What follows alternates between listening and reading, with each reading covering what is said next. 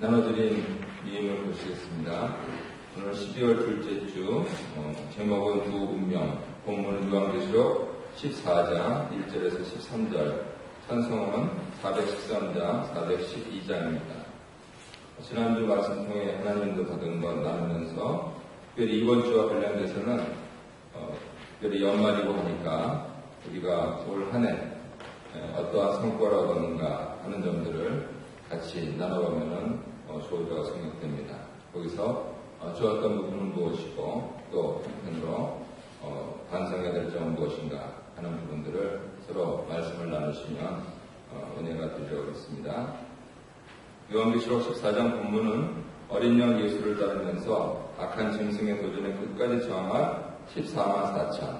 14만 4천은 144 곱하기 1000이죠. 1000은 천천히와 만만이라고 하는 그러한 상수에 근거하고 있고요.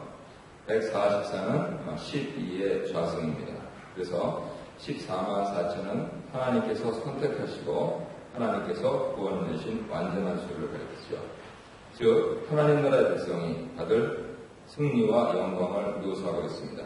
그리고 짐승을 따라간 사람들의 비극적인 최후를 방법하면서 두 운명을 대조하고 있습니다.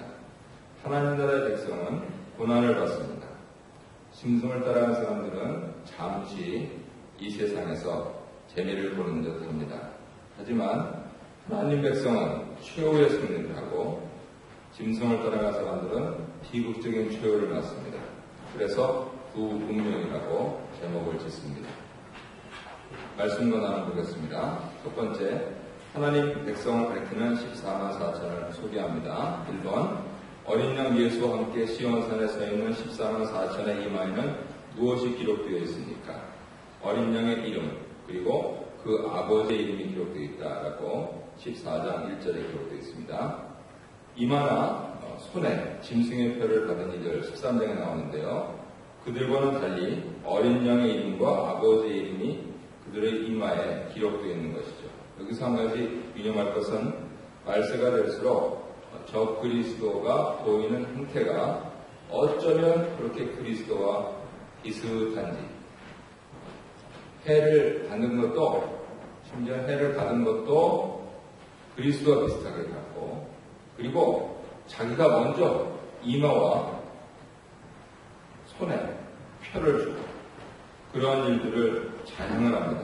그래서 잘 분별해야 됩니다.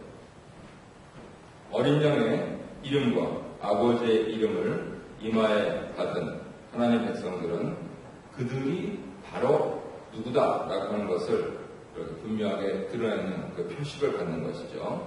여기서 이름이라고 번역된 원어는 인격과 존재라고 하는 그러한 뜻을 갖고 있습니다. 다시 말해서 이 사람들은 하나님 백성이다 라고 하는 그러한 뜻이 되겠습니다. 따라서 주의 이름이 기록된 14만 4천은 창조주 하나님 그리고 구주 예수 그리스도의 존재와 인격에 동참한 자들, 즉 예수 그리스도로 말미암아서 구속받은 자들이다. 3절에 그렇게 되어 있습니다. 특별히 문법적으로 완료, 이마에 쓴 것 이렇게 되어 있는데 완료 시제를 사용한 것은 과거에 이루어진 하나님의 인치심입니다. 가다가 중단하지 않고 끝까지 소멸되지 않고 계속 유지된다 하는 것을 명백하게 보여주고 있습니다. 그래서 하나님 나라 백성들이 하나님의 말씀에 따라서 사는 한 하나님께서는 그들을 끝까지 자기 백성으로 인도하신다라고 하는 것을 분명히 나타내 보이시죠. 내가 싫다고 도망가면은 그거는 어쩔 수가 없는 거죠. 두 운명 가운데 후자에 갈 수밖에 없습니다. 2번, 누구 앞에서 새 노래를 부릅니까? 누가 이 노래를 배울 수 있습니까? 3절에 보시면 보좌 앞과 네 생물과 장로들 앞에서 새 노래를 부르고 땅에서 속량함을 받은 14만 4천 명이 노래를 부릅니다. 13장에서 묘사된 바다에서 올라온 짐승, 다시 말해 적그리스도는 결코 경배의 대상이 될 수 없지요. 시온산에 서 계신 어린 양, 그리고 보좌에 계신 하나님만이 영원한 경배의 대상이십니다. 용의 사주를 받은 악한 세력들이 교회와 성도를 맹렬한 기세로 공격하지만 어린 양을 따르는 이들은 결국 승리하면서 시온산에 계신 어린 양과 함께 서서 새 노래를 부르게 될 것입니다. 우리가 매주일 찬송을 부르는 것은 사실은 그것을 위한 연습에 지나지 않습니다. 이 노래는 주의 보혈의 공로로 구원받아 환난 속에서 믿음을 끝까지 지켜서 승리한 이들만 부를 수 있는 하나님의 구원을 찬양하는 새 노래입니다. 여기서 속량함을 입은 자들이라 라고 하는 것은 주님의 보혈로 속전을 지불한 자들, 하나님의 인치심을 받은 자들, 그리고 어린 양의 피에 그 옷을 씻어 희게 한 자들. 다시 한번요. 주님의 보혈로 속전을 지불한 자들. 두 번째로 하나님의 인치심을 받은 자들. 세 번째로 어린 양의 피에 그 옷을 씻어 희게 한 자들. 5장부터 7장 사이에 나와 있는 그분들을 가리킵니다.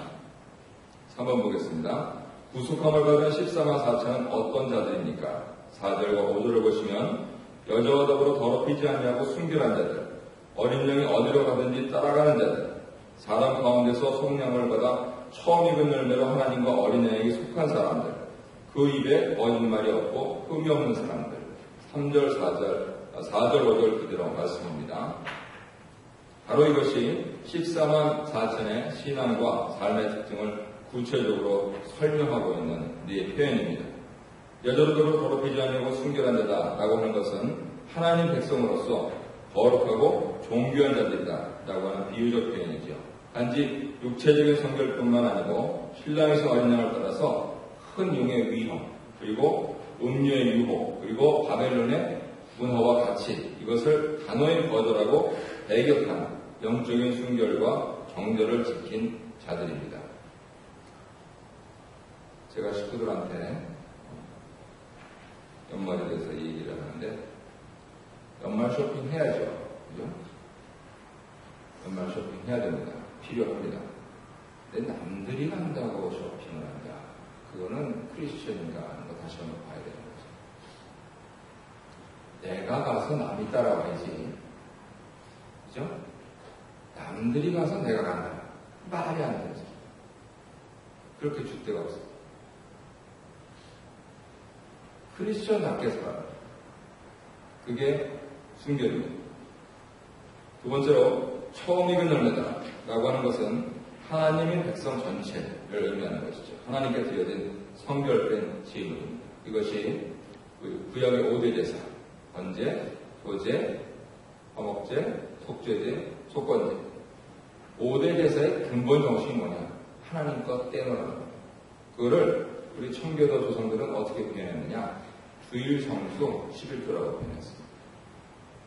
일주일의 첫날, 주일을 어긴다. 꿈에도 생각합니다. 하나님이 봐주시겠지. 어렸을 땐 봐주시죠. 근데 내가 장성한 분량에 들어서는 안 봐주십니다. 올 한 해를 결산하면서 이게 좀 될 법한데 왜 안 될까? 혹시 그렇지 않은가 잘 보셔야 됩니다. 봉헌 생활도 마찬가지입니다. 내가 먼저 쓰고 나서 하나님 내 사정 다 아시지. 아니고 하나님께 먼저 떼놓고 마이너스 통장이라도 하나님 거 떼놓고 그러면은 10년, 20년, 30년 하나님께서 먹고 살게 하십니다. 다른 사람들 월급 줘가면서 제 얘기가 아닙니다. 저는 그럴 능력도 자격도 없고 하지만 제 가까이 있는 사람들 보니까 그렇게 살더라는 것이죠. 하나님 것 먼저 구별해 놓고 이것이 바로 처음 익은 열매입니다. 세 번째로 흠없는 재물. 이것은 입술, 행실. 다시 말해서 말과 행동, 언행에 괴혈과 미사가 없는 이들이죠. 복음은 회개를 촉구하면서 구원과 심판의 연면성을 가지고 있습니다.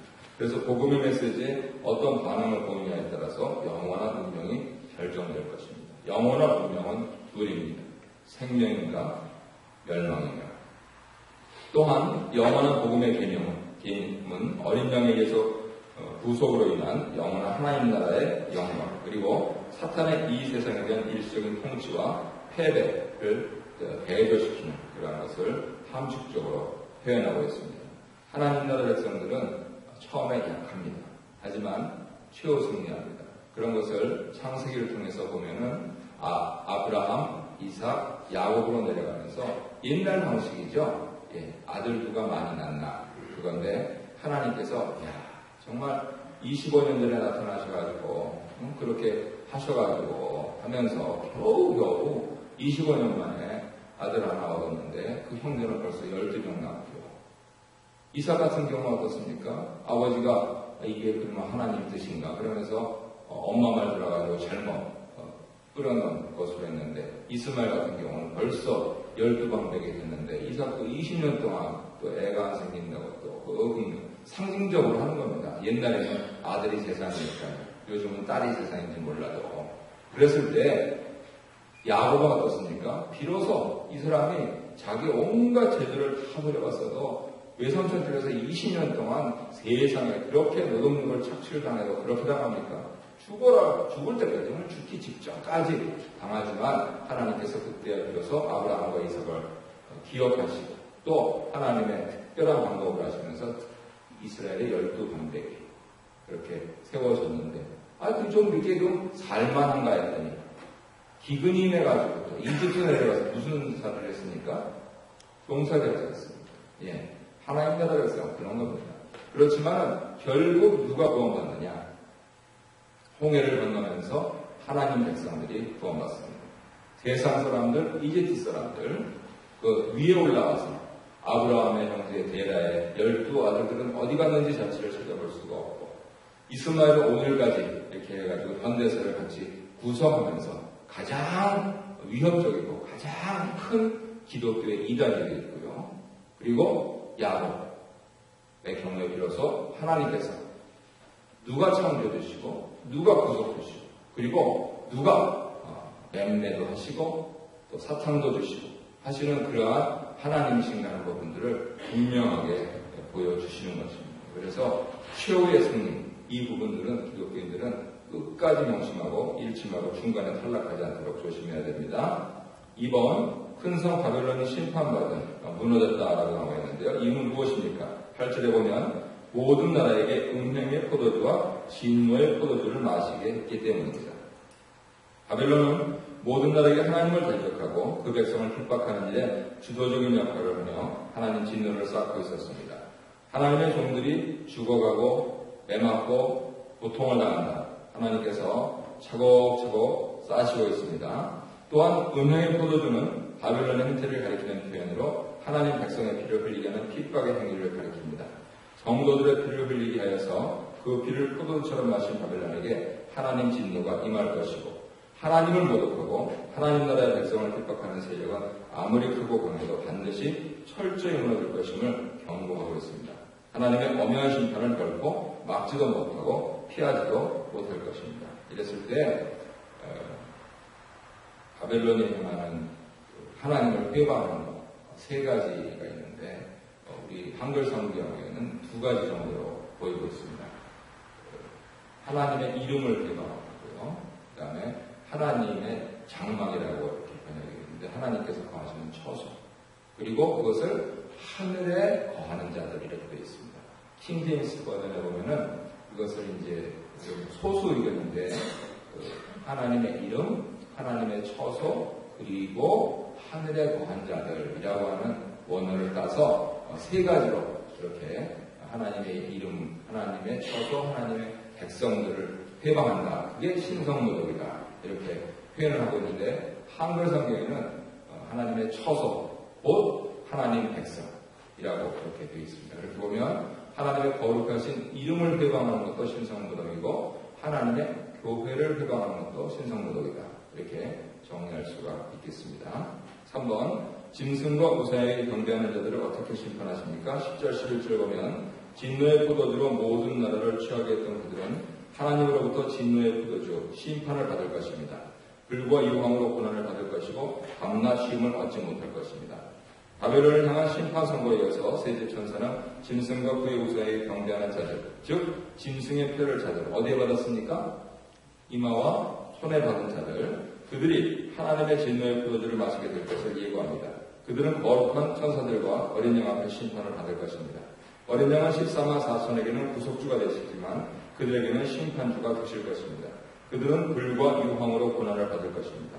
불과 유황에 의한 고난은 용과 도짐승, 그리고 생명책에 명령되지 못한 자들이 불과 유황이 타는 곳에서 영원한 고통과 심판을 받는 것으로 묘사됩니다.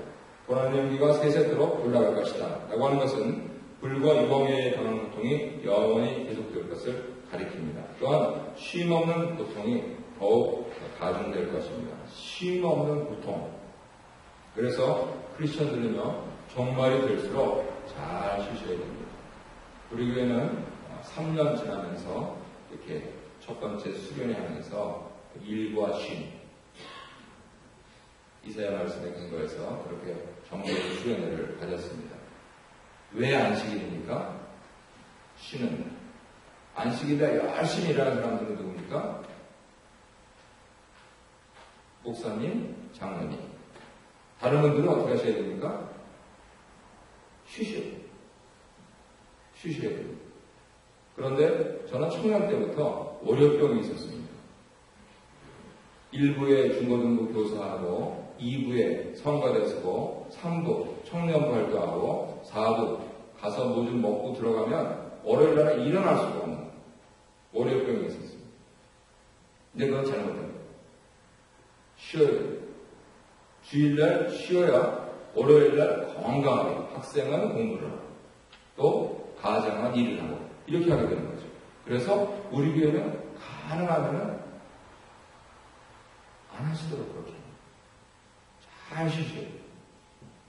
바쁜 분은 전문적으로 목회직을 수행하는 목사 그리고 평신도의 대표로서 내가 봉사하겠습니다 라고 섬김의 직분을 받은 장로님 그분들만 하죠. 다 쉬셔야 돼요.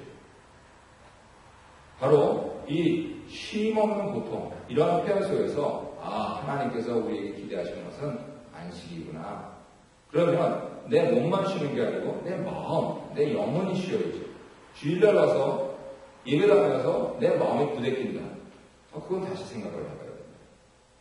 우리가 작은 교회니까 한 사람이 한두 가지씩 하면서 이론은 그렇지만 실제는 다르다. 네, 맞습니다. 실제는 다릅니다. 우리의 몸은 좀 부상스러울지 모르고 그렇지만 우리 마음, 우리의 영혼은 하나님. 근데 속으로 왜 저 사람은 내가 일하는데 안 도와줄까? 왜 저 사람은 일을 안 하고 나만 할까? 왜? 그러면서 내 마음이 부단히 부대끼면 부상스러우면 그건 안식이 아니에요. 그러느니 안 하는 게 낫고 그걸 안 할 수가 없으면 교회로 옮기는 게 낫습니다. 그런데 한 가지 확실하게 말씀드리는 건 우리 교회처럼 일 안 하는 게 없습니다. 어느 교회 가보십시오. 내가 능력이 있고 내가 마음이 열리고 하나님께서 나에게 주신 재주를 가지고 조금 하겠다고 저한테 표현하시면 그때 그러면 이거를 좀 해주십시오 이렇게 하는 거지. 바로 처음부터 와서 당신은 어느 대학교를 나왔어? 뭘 전공했어? 무슨 일을 하다 왔어? 이민까지 왔는데 무슨 일을 하고 있어? 하면서 그렇게 담배들지 않습니다. 그 모든 목적이 무엇이냐? 쉬어야 됩니다. 그렇다고 일주일 내내 쉬면 어떻게 되겠습니까? 우리 흔히 하시는 말씀이잖아요. 일주일 내내 쉬면 백수가 과로사 하십니다. 일주일 내내 쉬시잖아요. 과로사 하세요. 조심하셔야 됩니다. 영적인 의미로 해석을 하십시오. 아무 일도 안 하는 것 같은데 뭐 자식들 일이 그렇게 많고 뭐 친구들 일이 그렇게 많고 도대체 신문 읽을 시간도 없고 책 볼 시간도 없다. 이거는 문제입니다. 그래서 일하고 쉬는 것을 아주 균형 있게 바라보고 잘 실천하는 것. 그게 더구나 종말을 사는 크리스천의 삶의 태도입니다. 명심하십시오. 쉬셔야 됩니다. 4번 믿음을 지키며 주 안에서 죽은 성도들에게 어떤 복이 있다입니까? 13절에 보면 행한 대로 덮으시는 하나님께서 이제 수고를 그치고 쉬게 하실 것입니다. 여기에서 지금 이후로 라고 하는 것은 요한이 살고 있던 당대에서부터 마지막 때까지 포함하는 말로 모든 시대의 교회를 염두에 두고 있습니다. 주 안에서 죽은 성도들이 복이 있는 이유는 불과 유황이 타는 곳에서 영원히 고통을 당하는 자들과 달리 비록 죽임을 당합니다. 환난을 받습니다. 고통을 당합니다. 하지만 결국 부활과 함께 영원한 구원을 받을 것이기 때문입니다. 또한 살아있는 동안 혹독한 고난을 당하겠지만 장차 영원한 안식을 누릴 것이기 때문입니다. 그들의 신앙과 행실과 삶이 결코 헛되지 않았음이 온전히 드러날 것입니다. 우리가 육신의 병이 있을 때, 마음의 병이 있을 때 예수 앞에 나와서 고침을 받고 다시 갱생해서 사는 것 대단히 중요합니다. 하지만 또 죽는다는 사실 잊지 마십시오. 그리고 그 병이 아니면 또 다른 병이 옵니다. 이 세상은 지상 천국이 아닙니다. 결코 아닙니다. 우리는 천상 천국을 바라면서 가는 사람들이지 이 지상에 매달려서 가는 사람들이 아니라는 거예요. 그랬을 때 적어도 세상에 살면서 세상에 속하지 않은 이 크리스천의 특성, 이거를 명심을 하고 내가 나의 일상생활에서 그것을 적용하고 살아갈 수 있어야 됩니다. 조금 아프시니까 하나님께서 쉬라고 하시는구나. 빨리 쉬셔야 돼요.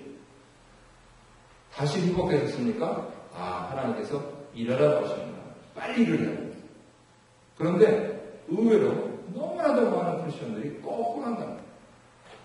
아프면 아프고 죽겠다고 난리를 치면서도 주섬주섬 옷을 입고 일어나는 쉬라고.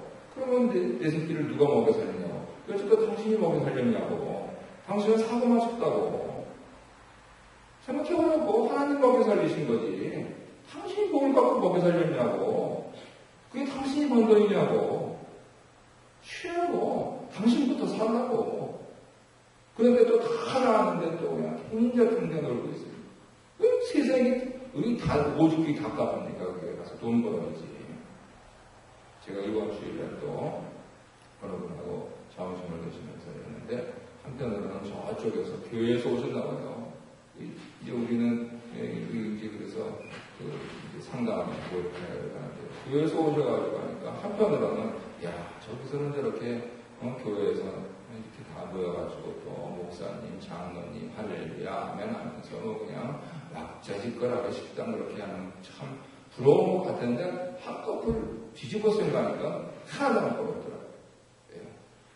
저는 일단 한 분하고 밥 먹으니까 됐고 또 우리 교회 그렇게 와서 이렇게 그냥 어떻게 표현할까? 믿음의 수다를 떤다고 그럴까요? 믿음의 수다를 떠실 분들은 지금 어디에 가 있느냐? 가만히 생각하니까 전부 다 현업에 가 있어요.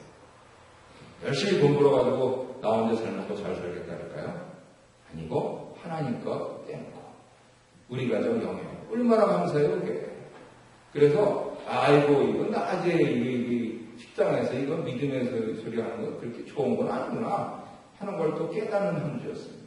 그렇잖아요. 지금 이 자리에도 다 앉아 계시지만 누가 점심 때 정기 권사님, 엄기 집사님 모여가지고 밥 좀 먹읍시다. 시간이 없어요. 왜요?